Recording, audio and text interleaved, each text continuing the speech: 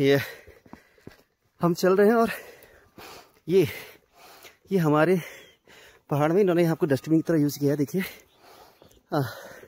आप यहाँ कृपया गंदगी ना करें और डस्टबिन का यूज़ करें। जो ये लटकाया गया है इक्विपमेंट, इसे डोका कहा जाता है हमारे कुमाऊं में। अब यहाँ गढ़वाल में पता नहीं क्या कहा जाता है, और ये बड़े साइज के होते हैं।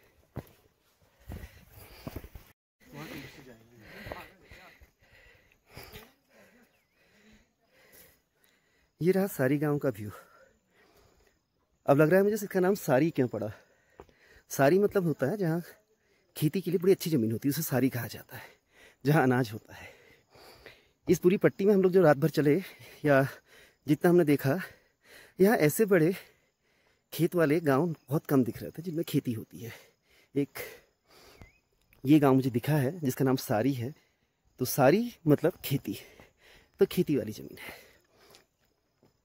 लेकिन जो हम टूरिज़्म कह रहे हैं, टूरिज़्म के लिए सबसे खराब मुझे ये लग रहा है कि हमारे जो पहाड़ी शैली के मकान हैं वो यहाँ विलुप्त हो गए हैं। एक 4 मकान यहाँ पर कुछ शेष हैं बस, जिनमें हमारे पटाल वाले या पख वाले घर हैं। तो ये, और यहाँ अभी हमें एक अंकल मिले थे जिन्होंने कहा बाहर वाले यहाँ ज़मीन ले रहे हैं। जो ये ज़मीनें आपकी बिक रही हैं, कल की डेट में यही लोग हैं जो आप लोगों के लिए प्रॉब्लम क्रिएट कर सकते हैं, क्योंकि वो यहाँ इन्वेस्टमेंट करेंगे। इसका विकास तो होगा, लेकिन शायद इस विकास में आप लोगों का, इस गांव के जो मूल निवासी, उनका विकास ना दब जाए।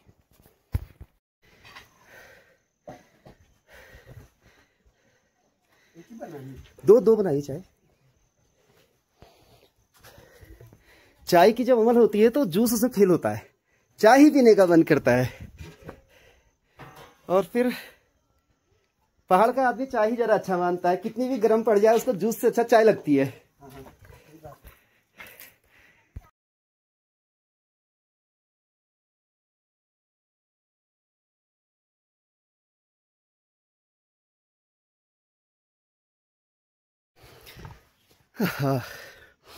चलते चलते एक चीज़ बड़ी अच्छी देखी, इन रास्तों को तो हम कह रहे हैं इनकी खूबसूरती में आज के जो A1 टाइल्स हैं वो फेल हैं, और उसके साथ साइंस भी बड़ी अच्छी लगाई गई है। ऊपर से पानी बड़े फोर्स में आता है, तो पानी के लिए देखिए ये नाली काटी गई है, और पत्थरों की मेड़ न जाने कितने सालों से ये इस पानी का रास्ता बदलती रहती होगी। तो अगर आज के ठेकेदारों से इनसे कहा जाए तो शायद वो नाली में ना बनाए, उनको इतना ध्यान ही रहेगा कि यहाँ पानी भी बहेगा, और मे बी पॉसिबल पानी बहेगा करके नाली ना बनाए कि जितने फोर्स में आएगा उतनी फोर्स में रास्ता जल्दी निपट जाएगा। मेरे गांव में भी कभी मेरे घर से गुजरने वाला रास्ता ऐसे खरंचों का हुआ करता था। जब हम 30 साल पहले, 32 साल पहले अपने गांव के घर आया करते थे तो ऐसा ही रास्ता था, बस हमारे यहाँ का पत्थर जरा वैरायटी में दूसरा है। और अब प्रोग्रेस हो चुकी है तो ठेके मिल रहे हैं, और जब से वो ठेके मिलने लगे तब से उस रास्तों का नामो निशान मिल गया। दुख तो तब होता है जब ठेकेदार अपनी कमीशन खोरी के चक्कर में, और ऊपर से उन्हें देने वाले जेई अपनी कमीशन खोरी के चक्कर में वहाँ सीमेंट वगैरह की मात्रा कम कर देते हैं, नदी गिद्धरों की वहाँ पर को रेत लगाई जाती है, तो उनकी एज यकीन नहीं मानेंगे मैक्सिमम 6 महीने या 7 महीने, मतलब सिर्फ उस रास्ते को एक बारिश का इंतजार हो जाता है, रास्ता साफ, कह दिया जाता है कि अतिवृष्टि में रास्ता साफ, नया टेंडर की तैयारी हो जाती है।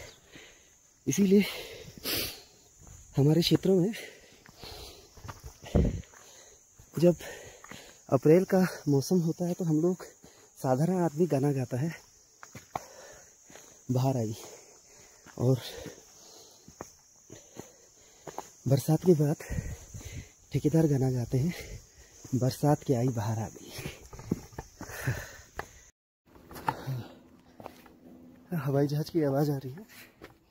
ये केदारनाथ वाला जो हवाई जहाज होता है वो यहाँ पे जा रहा है। एक बात और देखिए, हम लोग यहाँ इतने एल्टीट्यूड पर आ चुके हैं। खैर हमारे लिए बहुत बड़ी बात नहीं है, हम लोगों को लगभग अभी अगर हम सिर्फ अपनी जर्नी देखते हैं तो 20-25 मिनट हो रहे हैं। 20-25 मिनट हमें हो रहे हैं, लेकिन यहाँ पर कुछ लोगों के घर हैं और ये जो हमारा चलना है ये इनके लिए डेली का रूटीन है। वो यहाँ से घास लाते हैं, सामान ले आते हैं, लगभग 20-20, 50-50 किलो का सामान लाते हैं। और वो देखिए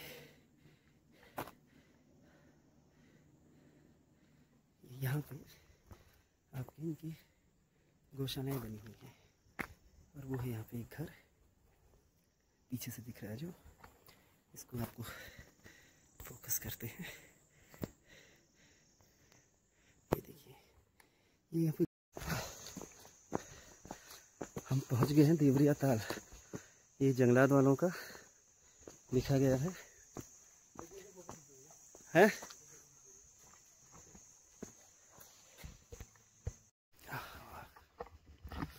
हम पहुँच चुके हैं देवरिया ताल। हिमांशु खड़ा है, ये देखिए ये ताल। आप ये सोचिए, इन पहाड़ों के टॉप पर है ये ताल। नैनो में नैनीताल सुना होगा, लेकिन देवों का ताल है देवरिया ताल। किसी वीडियो में मैं देख रहा था कि कहा गया था कि यहाँ देवता नहाने आए थे, देवता नहाने आए थे। और यहाँ, लेकिन मैं सोचता हूँ यहाँ हमेशा देवता रहते हैं, क्योंकि इतनी शुद्ध, इतनी शांत जगह को वो भी नहीं छोड़ना चाहते। सामने देखिए पूरे पहाड़ बर्फ से ढके हुए दिख रहे हैं और ये पहाड़ों की रेंज, ये देखिए।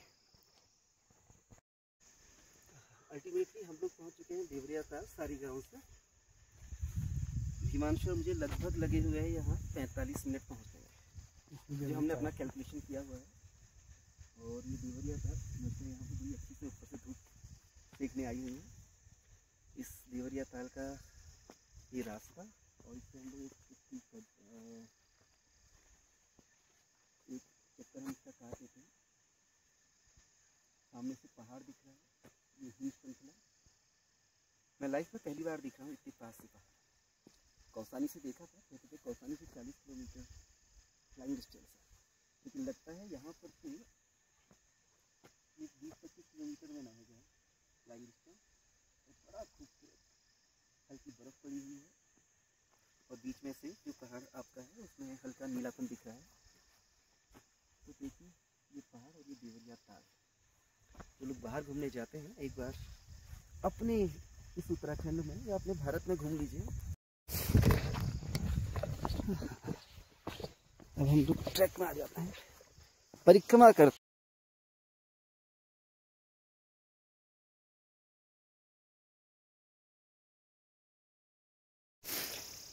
देखिए मछलियाँ एक गुनगुनी धूप का मजा लेने आ रही हैं।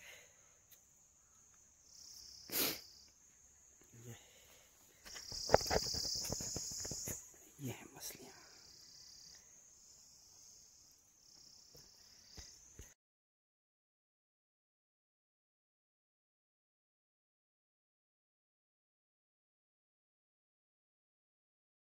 ट्रैक में हम चल रहे हैं और एक छोटा सा मंदिर।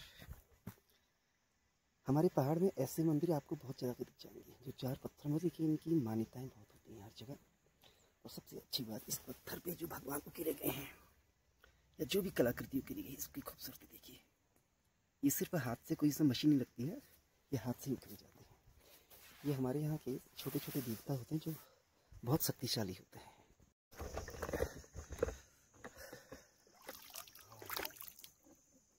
ये पानी भी अमृत है, इसमें हरापन दिख रहा है, गंदगी दिख रही है, लेकिन गंदा नहीं होता। इतनी शुद्ध जगह है, मछली से साफ कर रही है। सबसे ज़्यादा पानी की प्योरीफायर आपको यहाँ पे दिख रही है, छोटे छोटे जो चल रहे हैं।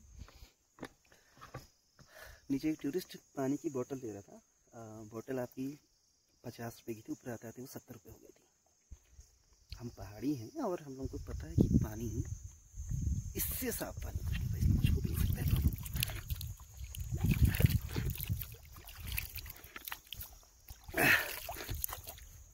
अगर देवताओं ने इसमें स्नान किया होगा तो शायद कहा जाता है कि सुबह यहाँ देवता स्नान करते हैं, तो शायद उनके शरीर के पसीने की कुछ बूंद हमारे पर भी अमृत की तरह आ सकती है।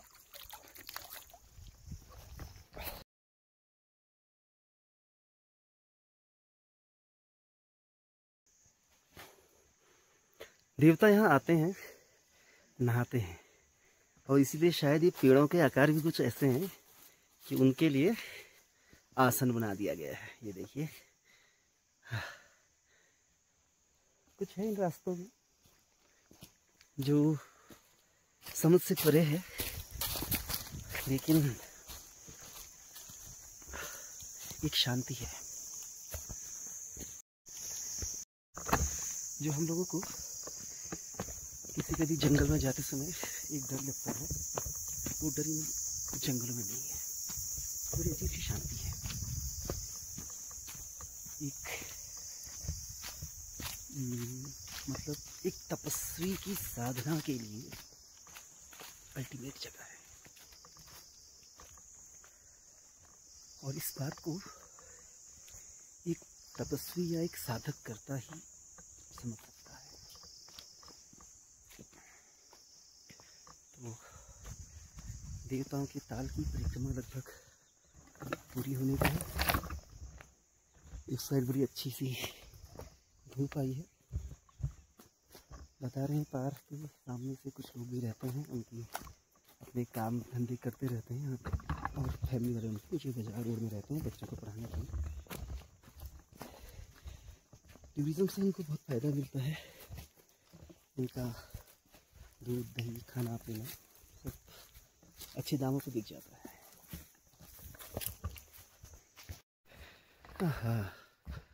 और ये एक चीज़ और है, इस एल्टीट्यूड में आकर हम लोगों को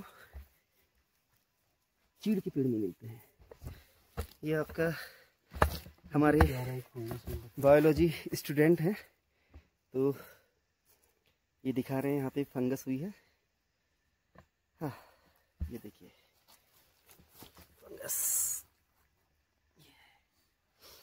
हाँ, तो बात हो रही थी इस एल्टीट्यूड की, और इस एल्टीट्यूड में चीड़ के पेड़ नहीं मिलते हैं। इस एल्टीट्यूड में चीड़ के पेड़ नहीं मिलते, और चीड़ के पेड़ ना होने के साथ यहाँ मिलता है बांज, चौड़ी पत्तियों वाला, जो अपने चारों ओर के वातावरण को ठंडा करता है।